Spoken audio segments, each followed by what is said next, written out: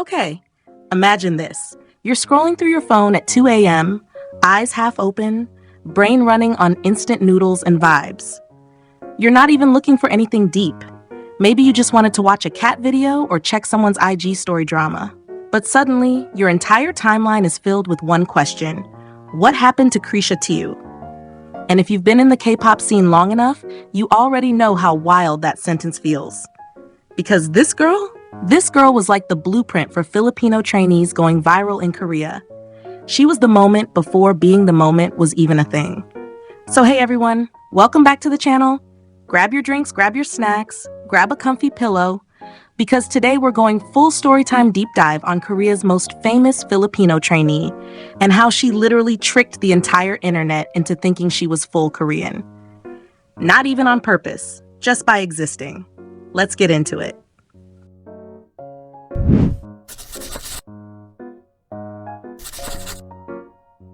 So back in the day, and by back in the day, I mean peak second gen to third gen era, when people still argued about which group had the best lightstick shape, a young Filipino girl named Kriesha Tiu steps into the Korean entertainment world.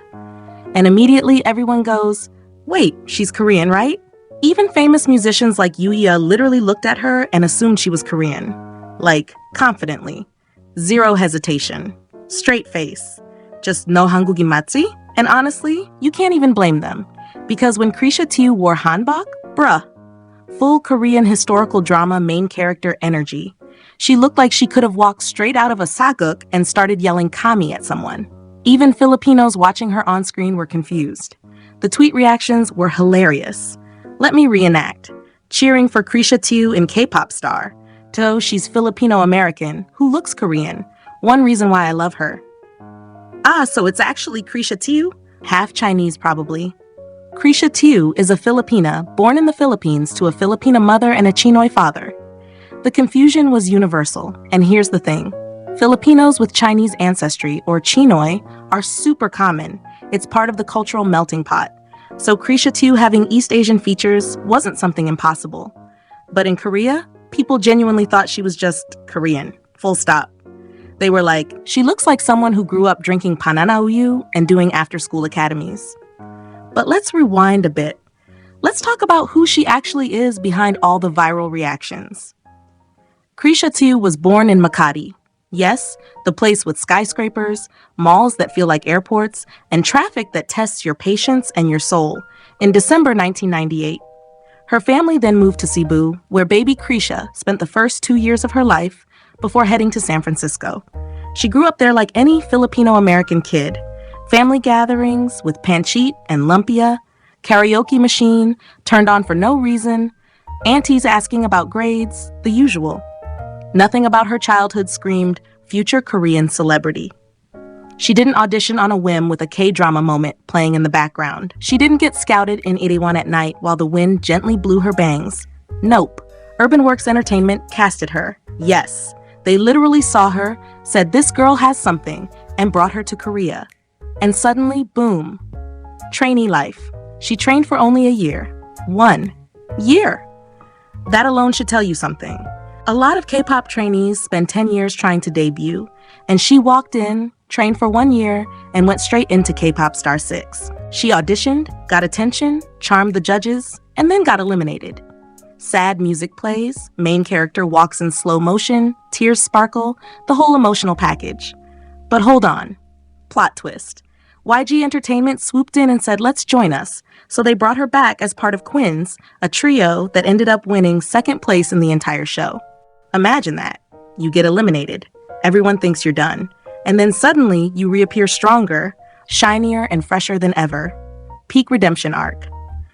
And then in May 2017, she debuted with Trouble. If you lived through that era, you remember how the song was everywhere. People were like, this is the girl from K-pop star, she's debuting already? And yet again, the confusion started. She's Korean, right? She's Filipino. No, but she looks Korean. Filipina, Chinese American. Korean? The internet basically fought like toddlers fighting over the last chicken nugget. And then something unexpected happened. Silence. Between 2020 and 2024, Kriesha Tiu just disappeared online. Her Instagram wasn't updated. Her YouTube vanished. Her last trace was a wildflower cover by Park Hyo-shin, and even that video eventually faded when the channel disappeared. Fans were worried. Was she okay? Did she quit the industry? Did something happen? Nobody knew. And honestly, if you've been a K-pop fan long enough, you know this silence is the scariest thing. Idols vanish and sometimes never return. It's the sad truth. But then, hope. In 2023, news suddenly broke that she signed with New Way Company. And not just any news, actual, confirmed, real information. Fans celebrated like they just received a tax refund they weren't expecting. Everyone was like, she's coming back? For real? And yes, she was slowly crawling back into public life like 여러분, 저 다시 왔어요. In May 2024, she reopened her Instagram. People screamed. Not literally, but emotionally. That's the kind of scream that blasts silently in your heart. And just recently, she appeared on Tak Jae-hoon's No Back show, a very chaotic show, by the way. And her appearance felt like a warm hug from the universe. Like she was saying, I'm here. I'm okay. I'm starting again. And honestly, that's so brave. Because imagine disappearing from the spotlight for 4 years, then returning to an industry that moves at lightning speed, where trends die in a week. But she still came back. And she came back smiling. And that's the heartwarming part of this story. Kriesha Tiu wasn't just Korea's most famous Filipino trainee because of her visuals. She wasn't just a girl who confused netizens into thinking she was full Korean. She was someone who chased a dream. Intensely, bravely, and tenderly. Someone who didn't give up even after disappearing for years. Someone trying to rebuild her career step by step. And honestly, that deserves respect. Now, will we see more of her? I hope so.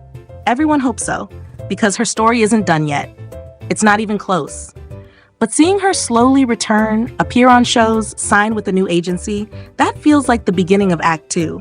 And maybe Act 3 will be the comeback her fans have been waiting for. So yeah, that's the story of Kriesha Tiu, the Filipino trainee who unintentionally fooled an entire country, became a rising star, disappeared mysteriously, and is now quietly making her way back into the spotlight. What do I think about all this?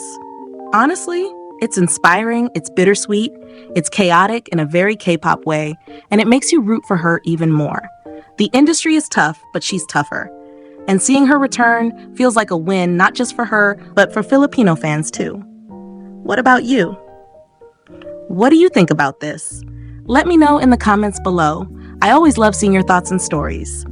Thank you so much for watching. Thank you for hanging out with me. And if you found this video fun or informative, don't forget to subscribe, like, and share.